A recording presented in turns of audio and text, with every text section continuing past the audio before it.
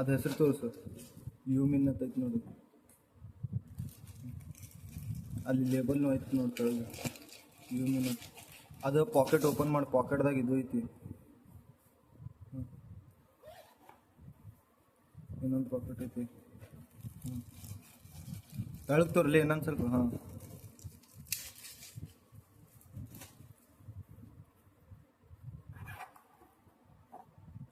ಹಾಂ ಈಗ ಅದು ತೋರಿಸು. ಯೂಮಿನ್ ಅಂತ ಐತೆ ನೋಡಿ, ಅದಕ್ಕೆ ಅದ್ರ ತೋರಿಸು. ಅದಕ್ಕೂ ಯೂಮಿನ್ ಅಂತ ಐತೆ ನೋಡಿ, ತೋರಿಸು.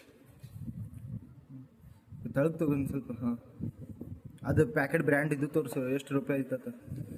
ಇದ್ರ ಮ್ಯಾಗಲೇ, ಇದ್ರ ಮ್ಯಾಗ ಐತೆ ನೋಡು.